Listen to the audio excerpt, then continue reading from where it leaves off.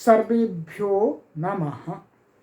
देववाणी संस्कृतम ई गुरुकुलम में आप सभी पाठक महानुभावों का हार्दिक अभिनंदन है। मित्रों, वैयाकरण सिद्धांत कौमुदी के कारक प्रकरण की आज हम 29वीं कक्षा को पढ़ने जा रहे हैं। जो भी महानुभाव इन सभी कक्षाओं को पढ़ना चाहते हैं वे इस व्हाट्सएप नंबर पर संपर्क करके अथवा देववाणी संस्कृतम ऐप को प्ले स्टोर से डाउनलोड करके सभी कक्षाओं को ऑनलाइन पढ़ सकते हैं। आइए मित्रों, अब हम आगे पढ़ना आरंभ करते हैं। गत कक्षा में मैंने आपको यहाँ तक पढ़ाया था, ये आप देख पा रहे होंगे। आपका इस सूत्र से ऊपर सूत्र था नमः स्वस्ति स्वाहा स्वधालम वषड्योगाच्च। ठीक है, ये सूत्र था मित्रों। अब इससे आगे आपका सूत्र है मन्य कर्मण्यनादरे विभाषा अप्राणिषु। ठीक है, ये दूसरे अध्याय के तीसरे पाद का 17वां सूत्र है। चलिएगा, इसका पदच्छेद विभक्ति समास आदि सब कुछ आपको करके दिखला देते हैं। चलिए,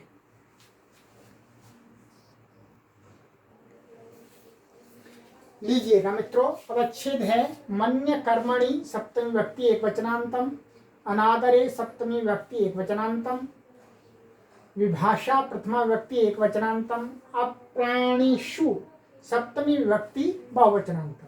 समास इसमें आपका है मन्यस्य कर्म मन्य कर्म तस्मिन् मन्य कर्मणि षष्ठी तत्पुरुषः। ये षष्ठी तत्पुरुष समास है। इसमें न आदरः अनादरः तस्मिन् अनादरे, ये नई तत्पुरुष समास है इसके अंदर।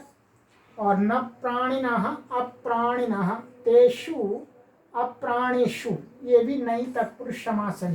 बस ये सरल समास है। पदच्छेद आदि सब कुछ मैंने आपको दिखला दिया। ये मन्य धातु दिखलाई गई है। ठीक है, तो मन्य मानी दिवादी गण की ली गई है, क्योंकि शन प्रत्यय का शन प्रत्यय सहित निर्देश किया गया है। तो दिवादी गण की मन्य धातु, ठीक है, और उसका जो कर्म और उस कर्म में जो भी कुछ करेंगे अभी वो बता रहे हैं। और मित्रों आइएगा, इस सूत्र में ऊपर से चतुर्थी की अनुवृत्ति आती है। ठीक है, ऊपर से चतुर्थी की अनुवृत्ति आती है। तो चतुर्थी विभक्ति का विधान का सूत्र है ये। चतुर्थी विभक्ति विधायक सूत्र है। अर्थ देखिएगा, प्राणि वर्जे मन्यते कर्मणि चतुर्थी वा स्यात् तिरस्कारे। कहते हैं प्राणी से रहित, प्राणियों को छोड़ करके, जो भी चेतन प्राणी माने चेतन को छोड़ करके मन्य धातु का जो कर्म अर्थात मन्य धातु का जो वाक्य में कर्म होगा वो प्राणी नहीं होना चाहिए, प्राणीवाची शब्द नहीं होना चाहिए। तो उसमें क्या है, उस कर्म में चतुर्थी विभक्ति विकल्प करके होती है अनादर गम्यमान होने पर। ठीक है, अनादर गम्यमान हो रहा हो तो अब कर्म में द्वितीय प्राप्त थी कर्मणि द्वितीया से, तो इसमें क्या कर दी, चतुर्थी कर दी। उदाहरण दिया, न त्वाम तृणम मन्ये, मैं तुझको तृण के समान भी नहीं मानता हूं। ठीक है, मैं तुझको तृण के समान भी नहीं मानता हूं। तो ये क्या है, मन्य धातु का जो तृण है, तृण ये क्या है, अनादर में, अर्थात मैं तुमको तिनके के समान भी नहीं समझता हूं, अपमान दृष्टि से। तो ये मन्य धातु का ये कर्म है। और कैसा कर्म, जो अनादर को प्रकट करता हो। यहाँ पर ऐसा लगाना पड़ेगा कि अनादर में विद्यमान जो कर्म, माने अनादर को प्रकट करने वाला जो कर्म। तो क्या है, यहाँ पर दो कर्म आपको दिख रहे हैं, एक त्वाम है और एक तृणम। परंतु अनादर को प्रकट कौन सा कर्म कर रहा है, तृणम। तो तृणम में चतुर्थी विभक्ति का विकल्प से विधान होगा। तो न त्वाम तृणम मन्ये अथवा न त्वाम तृणाय मन्ये वाह। तो तृणम में एक बार द्वितीया हो जाएगी कर्मणि द्वितीया से, और एक बार इस सूत्र से चतुर्थी हो जाएगी, तो तृणाय हो जाएगा। ठीक है, इसी प्रकार से और भी बहुत उदाहरण बना सकते हैं। ये मैंने आपको क्लियर बता दिया कि यहाँ पर कोई आपको पूछ सकता है कि भाई इसके तो त्वाम त्वाम भी तो कर्म है, तो इसमें भी तो चतुर्थी होनी चाहिए विकल्प से। नहीं, यहाँ ऐसा संबंध लगाना है कि जिस कर्म के द्वारा अनादर प्रकट हो रहा हो उस कर्म में, उस मन्य धातु के कर्म में चतुर्थी विकल्प से होती है, दूसरे में नहीं होती, इसलिए त्वाम ऐसा ही रहेगा।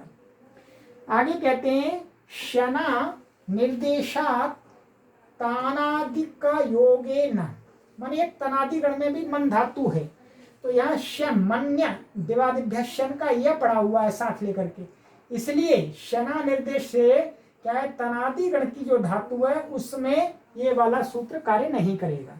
तो नत्वा तृणम मन्वे, तनादिगण की धातु का रूप क्या है, तन मन्वे, तो यहाँ पर तृण में चतुर्थी नहीं होगी, यहाँ द्वितीया ही होगी, ध्यान रखेंगे।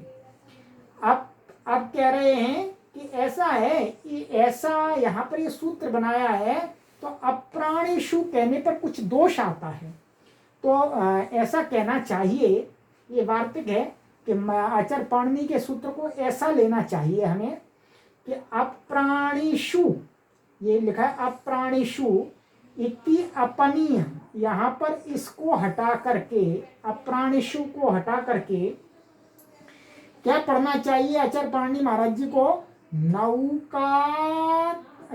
नौकाकान्न शुक्र श्रृगाल वर्जेषु इति वाच्य, ऐसा कहना चाहिए। क्या कहना चाहिए, मन्य कर्मण्ड नादरे विभाषा नौकाकान्न शुक्र श्रृगाल वर्जेषु, ऐसा कहना चाहिए, तो फिर हमें जो और कहीं अव्यवस्था दिखती है वो नहीं दिखेगी। उसका फल क्या मिलेगा, देखिएगा,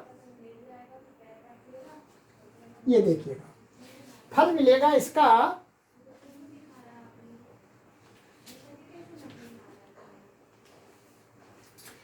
तेन माने उससे क्या हो जाएगा, ये वार्तिक है, न त्वाम नावम अन्नम वा मन्ये इत्यत्रापि अप्राणित्वेपि, इत्यत्र अप्राणित्वेपि चतुर्थी न, कह रहे हैं जब हम ये वार्तिक बना देंगे मित्रों कि भाई अप्राणिषु की जगह ये नौका माने इन शब्दों को छोड़ करके सब जगह अपमान अनादर प्रकट हो रहा है, तो उस कर्म में जो चतुर्थी विकल्प से होती है। ठीक है, प्राणी वाणी कुछ नहीं रखेंगे, उसमें प्राणी भी आ जाएंगे, अप्राणी, इसमें क्या है, नौ शब्द है। ठीक है, नौ, काक, अन्न, शुक्र और श्रृगाल, ये शब्द हैं। ठीक है, 5 शब्द है, इन शब्दों को छोड़ करके हर जगह अनादर प्रकट होने पर विकल्प से चतुर्थी होगी मन्य के योग में। तो अब देखिए, न त्वाम नावम अन्नम वा मन्ये, अब क्या ये नाव और अन्न ये वास्तव में अप्राणी है, क्या अप्राणी है, तो यहाँ पर क्या है, नावम में और अन्नम में यदि ऐसा सूत्र रखते हैं, ये वार्तिक नहीं रहता है हमारे पास में, तो यहाँ पर भी चतुर्थी भी विकल्प से प्राप्त होगी, क्योंकि ये अप्राणीवाची है, ये प्राणी नहीं है ना, नौका और अन्न, इसलिए यहाँ पर हमें चतुर्थी नहीं चाहिए।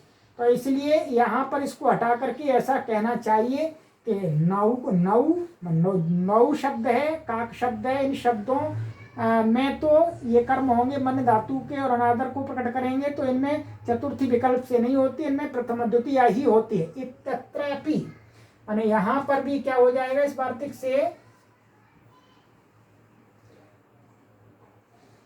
अप्राणित्व मन अप्राणी होने पर भी चतुर्थी प्राप्त नहीं होगी।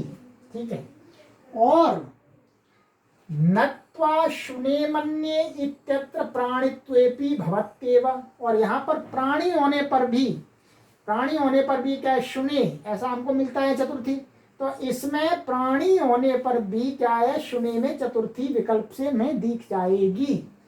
तो क्योंकि जो नौ काक अन्न शुक्र श्रृगाल आदि में ये शुन शब्द आता ही नहीं है, तो इसमें चतुर्थी प्रकट हो जाए। मैं तुमको कुत्ते के समान भी नहीं मानता हूं, तो ये इसका अर्थ है। तो यहाँ पर भी अनादर प्रकट हो रहा है। ठीक है, तो ये वार्तिक बहुत आवश्यक है, और वार्तिक का अर्थ मैंने बता दिया आपका। ठीक है, बिल्कुल सरल अर्थ है वार्तिक का कि महर्षि पाणिनि के यहाँ अप्राणिषु इस पद को हटा करके हमें क्या कहना चाहिए कि मन्य कर्मण्य नादरे विभाषा नौ काकान्न शुक्र श्रृगाल वर्जेशु, माने इनको छोड़ करके अनादर गम्यमान होने पर विकल्प से चतुर्थी विभक्ति होती है मन्य धातु के कर्म में, ये कहना चाहिए। चलिएगा अब आगे चलते हैं। आगे का सूत्र है मित्रों आपका 585, गत्यर्थ कर्मणि द्वितीया चतुर्थ्यौ चेष्टायाम अनध्वनि। ठीक है, ये दूसरे अध्याय के तीसरे पाद का 12वां सूत्र है। ये भी चतुर्थी का ये अंतिम सूत्र है इस प्रकरण में। वैयाकरण सिद्धांत कौमुदी में यह चतुर्थी व्यक्ति विधायक का अंतिम सूत्र है। आइएगा, इसका हम पदच्छेद और समास आदि सब कुछ आपको दिखला देते हैं।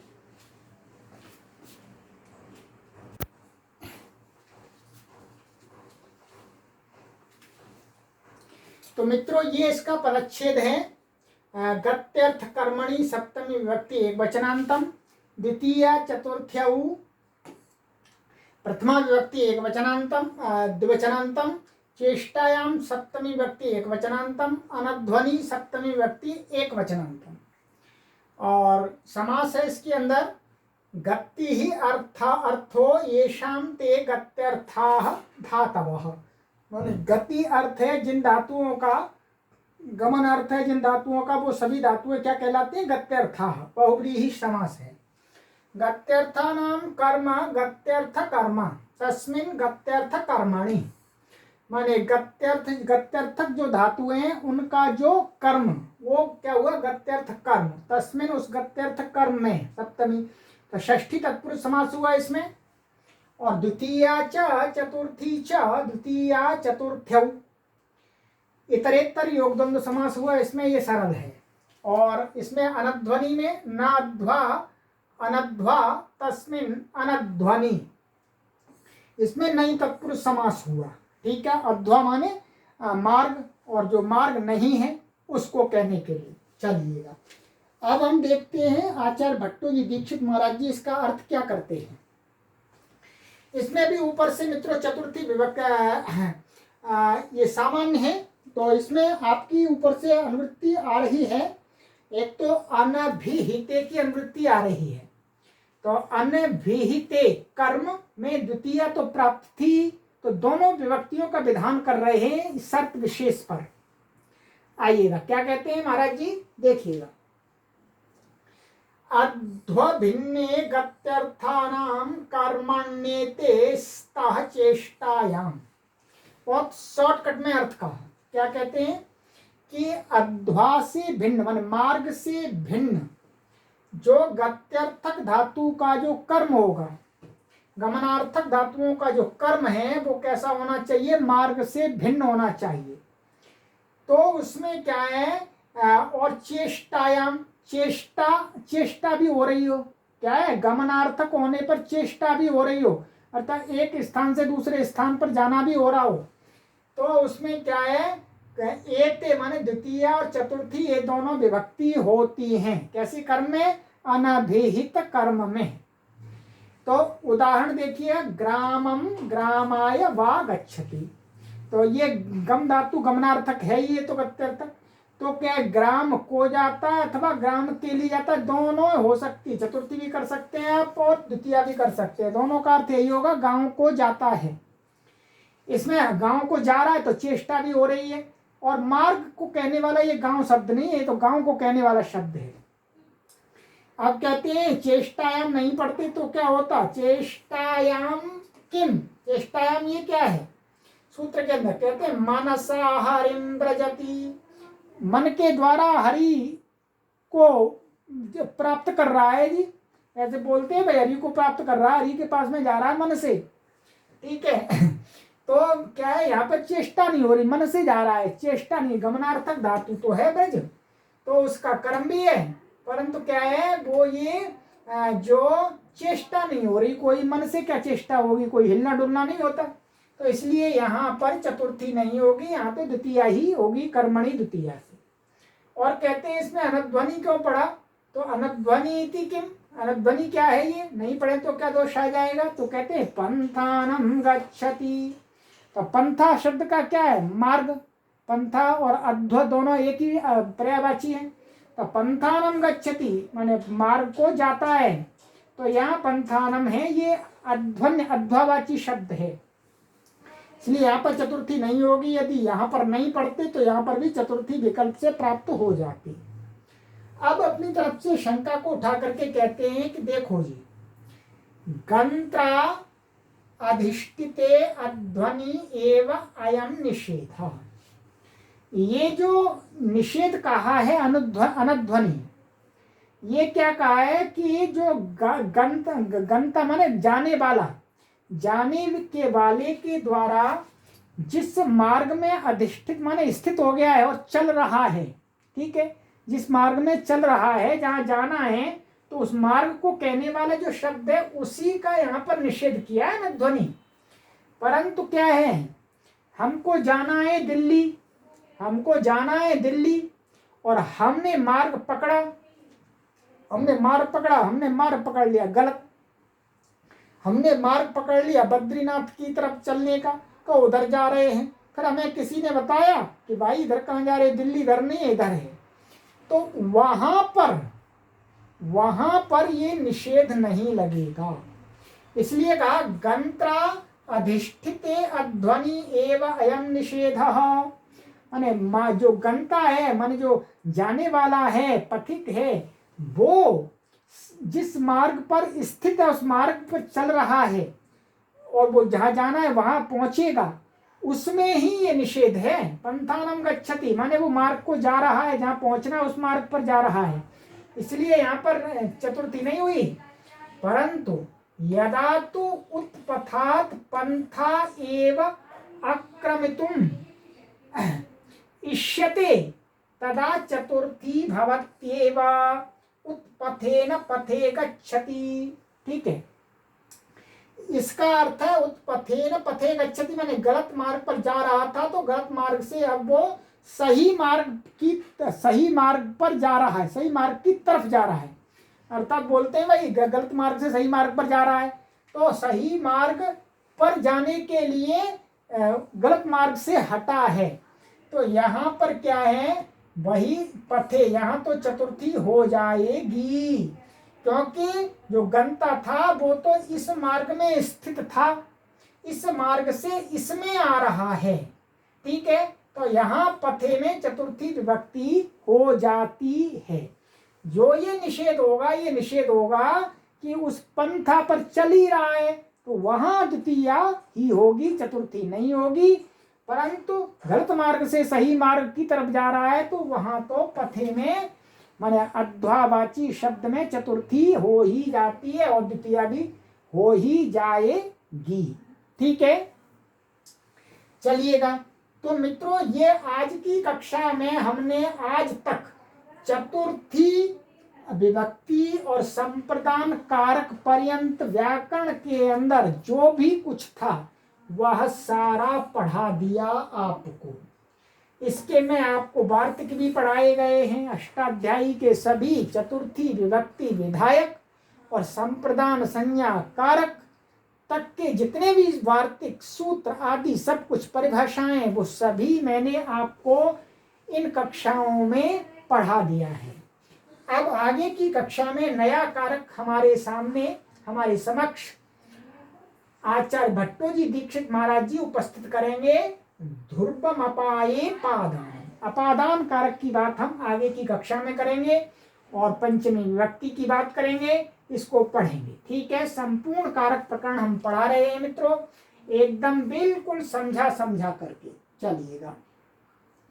जो भी महानुभाव इस संपूर्ण कारक प्रकरण को पढ़ना चाहते हैं वे सभी इस व्हाट्सएप नंबर पर संपर्क करें और देववाणी संस्कृतम ऐप को डाउनलोड करें प्ले स्टोर से। मित्रों, यहाँ पर आपको सैकड़ों की मात्रा में मैं कोर्स बना रहा हूँ संस्कृत भाषा से संबंधी, वो आपको किसी भी ऐप पर नहीं मिलेंगे। और स्मार्ट बोर्ड की सभी कक्षाएं आपको वहां पर उपलब्ध कराई जा रही हैं। मित्रों, ये देववाणी संस्कृतम एक यूनिक ऐप है, वर्ल्ड लेवल की ऐप है। किसी भी सरकार या कोई प्राइवेट संस्थान ने इस प्रकार की ऐप बनाने का साहस नहीं किया है। मात्र साहस किया है तो केवल और केवल देववाणी संस्कृतम ई गुरुकुलम हरिद्वारम ने ये आपके लिए संकल्प लिया है। और आप सभी विद्यार्थी, अध्यापक, महानुभाव जो संस्कृत अनुरागी हैं, उन सभी के लिए नंबर 1 की सामग्री को उपलब्ध करा रहा है। आप अब घर पर बैठे बैठे शास्त्रों का अध्ययन कर सकते हैं, संस्कृत को शुद्ध बोलना, लिखना, पढ़ना, समझना सीख सकते हैं। अब कोई आपको किसी विद्यालय में जाकर के संस्कृत पढ़ने की आवश्यकता बिल्कुल भी नहीं है, अपना समय नष्ट करने की आवश्यकता बिल्कुल भी नहीं है। आप अपने गृह पर ही बैठे बैठे मामूली सा सहयोग रूपी शुल्क दे करके संस्कृत के प्रौढ़ विद्वान बन सकते हैं, प्रौढ़ आप ज्ञानी बन सकते हैं, संस्कृतज्ञ बन सकते हैं और संस्कृत की परीक्षाओं में प्रथम श्रेणी प्राप्त कर सकते हैं। आइए मित्रों, इस कक्षा को यहीं विराम देते हैं, आगे की कक्षा में मिलते हैं। सर्वेभ्यो नमः।